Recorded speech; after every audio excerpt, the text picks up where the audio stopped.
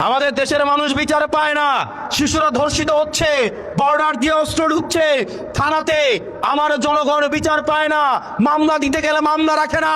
আর স্বরাষ্ট্রমন্ত্রী সংসদে দাঁড়িয়ে উনি বাংলাদেশের মানুষকে প্রতারণার সংবিধান শিখায়।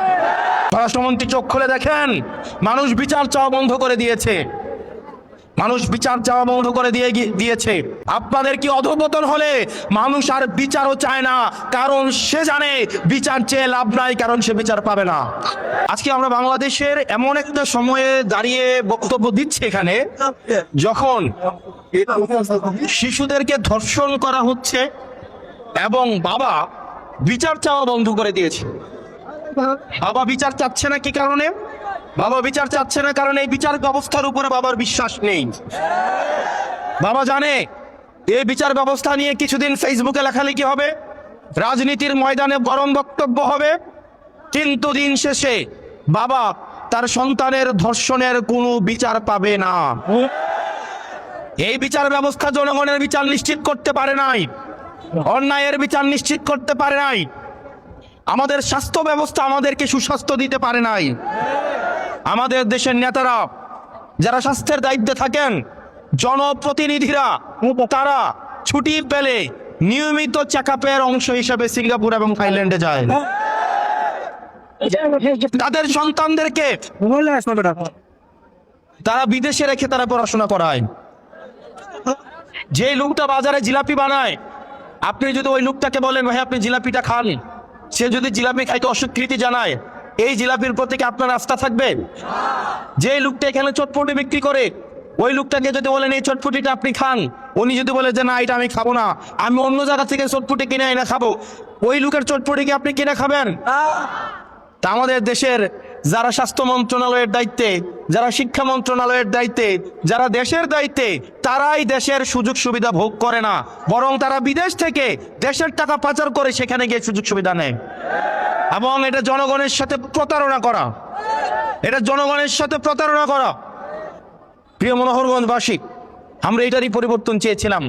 আমরা চেয়েছিলাম এমন একটা বাংলাদেশ, যে বাংলাদেশে একটা সন্তান যখন ভূমিষ্ঠ হবে সেই জায়গা থেকে সে তার অধিকার বুঝে পাবে। আমাদের দেশের চিকিৎসা ব্যবস্থা, আপনি আমাদের দেশের চিকিৎসা সরকারি হসপিটালগুলোতে যান, আপনি দেখবেন ফিলিস্তিনের রাফা ক্যাম্পের থেকে বাজে অবস্থায় সরকারি চিকিৎসাগুলো। আপনি প্রতিষ্ঠানগুলোতে যান, শিক্ষা প্রতিষ্ঠানগুলোতে যান, সেখানে দেখবেন সেই স্কুলের প্রধান শিক্ষকের ছেলেকে ওই স্কুলে পড়ায় না, সেই এলাকার ইউনুর ছেলেকে স্কুলে পড়ায় না, ডিসির ছেলেকে ঢাকা রেখে পড়াশোনা করায়, আমলাদের ছেলে মেয়েদেরকে বিদেশে রেখে পড়াশোনা করায়। আমাদের দেশের আমলারা বললে মাইন্ড করবে, আপনারা খোঁজ খবর নিয়ে দেখেন, আমলাদের সন্তানদের ওনারা দেশে রাখেন না, ওনারা বিদেশে রেখে পড়াশোনা করায়। অর্থাৎ ওনারা এমন একটা সার্ভিস আমাদেরকে দেন, যেই সার্ভিসটা ওনারা নিজেরাই গ্রহণ করেন নাই, যেই সার্ভিসের উপর ওনাদের নিজেদেরই আস্থা নাই। যেই সার্ভিসের উপর আমার নিজেরই আস্থা নাই, আমি নিজেই গ্রহণ করি না, এই সার্ভিসটা যখন আমি জনগণকে দিচ্ছি, তার মানে এই সার্ভিসের মধ্যে অবশ্যই কোনো না কোনো প্রতারণা রয়েছে। প্রিয় মনোহরগঞ্জবাসী, আমরা এই সিস্টেমগুলোকে পরিবর্তন করতে চাই। আমরা পরিবর্তন করতে চাই, যখন কোনো বিচার প্রার্থী বিচারকের কাছে যাবে, মুখ দেখে তার বিচার হবে না, অপরাধের মানদণ্ড দেখে তার বিচার হবে। আমরা দেখতে পাই ক্ষমতাসীন যারা রয়েছে তারাই যদি থানায় যায়, তারা অপরাধী দলেরও যদি হয়ে থাকে, তারা যদি থানায় যায়, আমরা দেখতে পাই ওসির সাথে বসে তারা খুশবু গল্প করে। একটা নিরীহ মানুষ যাদের নামে বিচার দিতে যাবে, থানায় গিয়ে দেখে তারাই ওসির সাথে বসে টুস বিস্কুট আর দুধ চা, একদম ক্রিমওয়ালা দুধ চা বসে বসে খায়। নিরপরাধ মানুষগুলো তখন থানা থেকে মাথা নত করে চলে আসে, কারণ সে জানে এই থানায় তার বিচার হবে না। প্রিয় তরুণ প্রজন্ম, আপনারা দেখবেন অনলাইন জুয়া আপনাদের জন্য সহজলভ্য করে ফেলা হয়েছে। বাজারে বাজারে অনলাইন জুয়ার সয়লাভ, অনলাইন জুয়া দিয়ে তরুণ প্রজন্মকে নষ্ট করে ফেলা হয়েছে। বর্ডার গুলোকে উন্মুক্ত করে দেওয়া হয়েছে। এই বর্ডারে মাদকের উন্মুক্ত প্রসারের মধ্য দিয়ে আমার তরুণ প্রজন্মকে নষ্ট করে ফেলা হচ্ছে। আমাদের দেশের মানুষ বিচার পায় না, শিশুরা ধর্ষিত হচ্ছে, বর্ডার দিয়ে অস্ত্র ঢুকছে থানাতে, আমার জনগণ বিচার পায় না, মামলা দিতে গেলে মামলা রাখে না। আর স্বরাষ্ট্রমন্ত্রী সংসদে দাঁড়িয়ে উনি বাংলাদেশের মানুষকে প্রতারণার সংবিধান শিখায়। স্বরাষ্ট্রমন্ত্রী চোখ খুলে দেখেন, মানুষ বিচার চাওয়া বন্ধ করে দিয়েছে। মানুষ বিচার চাওয়া বন্ধ করে দিয়েছে। আপনাদের কি অধঃপতন হলে মানুষ আর বিচারও চায় না, কারণ সে জানে বিচার চেয়ে লাভ নাই, কারণ সে বিচার পাবে না। প্রিয় মনোহরগঞ্জবাসী এবং এই তরুণ প্রজন্ম, আপনারা আজকে এই বিস্তীর্ণ মাঠে খোলা আকাশের নিচে, সুনীল আকাশের নিচে যারা এসে দাঁড়িয়েছেন, যাদের ভোট দেওয়ার বয়স হয় নাই কিংবা যাদের ভোট দেওয়ার বয়স হয়েছে, পরবর্তী বাংলাদেশ আমরা আপনাদেরকে নিয়ে বিনির্মাণ করব। যেই বাংলাদেশের থানায় গেলে তার রাজনৈতিক পরিচয় জানতে চাওয়া হবে না, যেই বাংলাদেশে চাকরি পেতে হলে মামা চাচা এবং রাজনৈতিক দলীয় পরিচয় থাকা লাগবে না, যোগ্যতার ভিত্তিতে এই বাংলাদেশের প্রত্যেকটা নাগরিক চাকরিতে, মেধায়, নেতৃত্বে এবং রাজনৈতিক নেতৃত্বে আসতে পারবে। প্রিয় মনোহরগঞ্জবাসী, আমরা এমন একটা বাংলাদেশ গড়তে চাই যেই বাংলাদেশে পলিটিক্যাল লিডাররা রাজনৈতিক মঞ্চে দাঁড়িয়ে শুধু বড় বড় কথা বলবে না, বড় বড় কথা বলে তারা নিজেরাই যাবে থাইল্যান্ডে চিকিৎসা নিতে, সিঙ্গাপুরে চেক আপ করাতে, তাদের সন্তানদেরকে তারা ইউএসএ, আমেরিকা, কানাডায় বেগম পাড়ায় রেখে পড়াবে।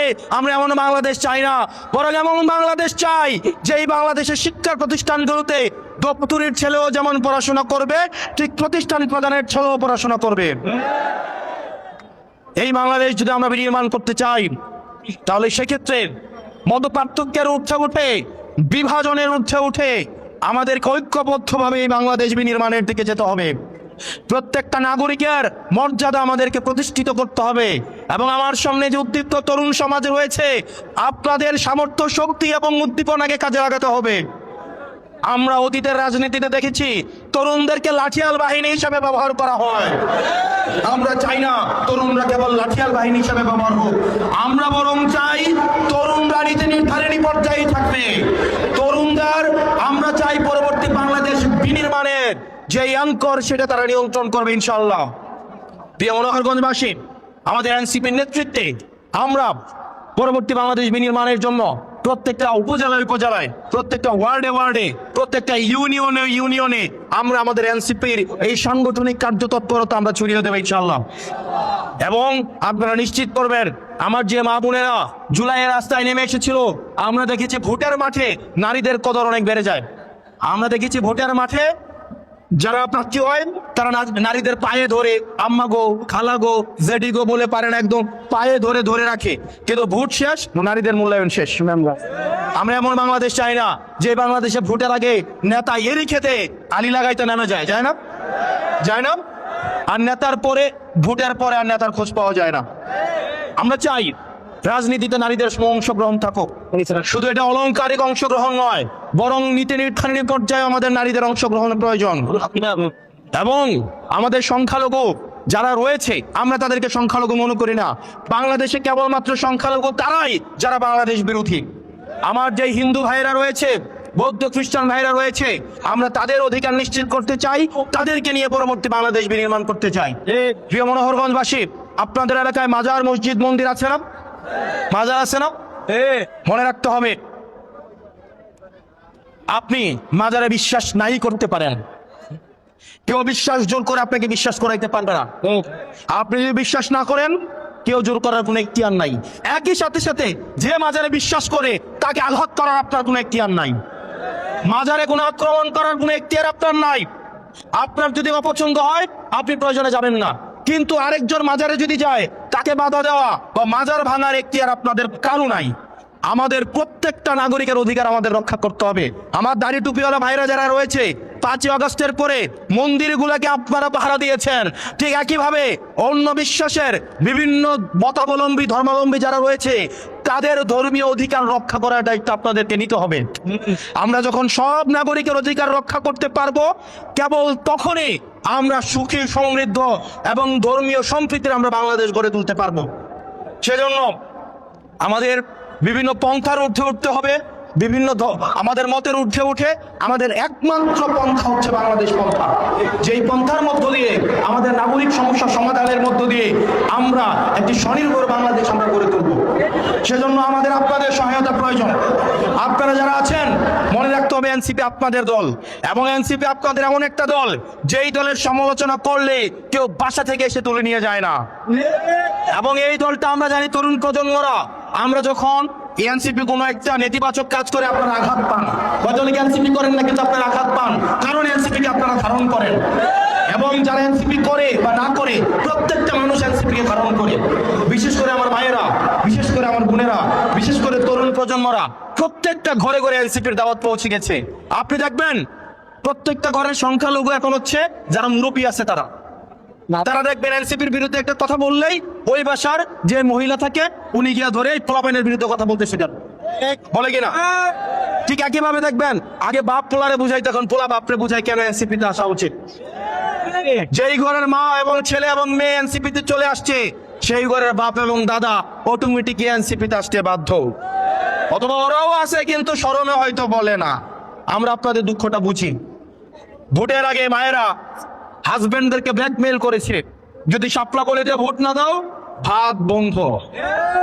ছেলে মেয়েরা বাপ মাকে ব্ল্যাকমেইল করেছে, যদি শাপলা কলেজে ভোট না দাও তোমাদের সাথে কথা বন্ধ। আমাদের এই গণজোয়ার প্রত্যেকটা ঘরে ঘরে পৌঁছে গেছে, প্রত্যেকটা স্কুলে স্কুলে পৌঁছে গেছে। প্রত্যেকটা স্কুল শিক্ষার্থী, প্রত্যেকটা কলেজ শিক্ষার্থী, তারুণ্যের জোয়ার যাদের রয়েছে, যারা মেরুদণ্ড বিক্রি করে দেয় নাই, যারা মগজ বিক্রি করে দেয় নাই, প্রত্যেকটা মানুষ এনসিপি কে ধারণ করে। আমরা আপনাদের এই যে আস্থা ধারণ করে আমরা এগিয়ে যাব।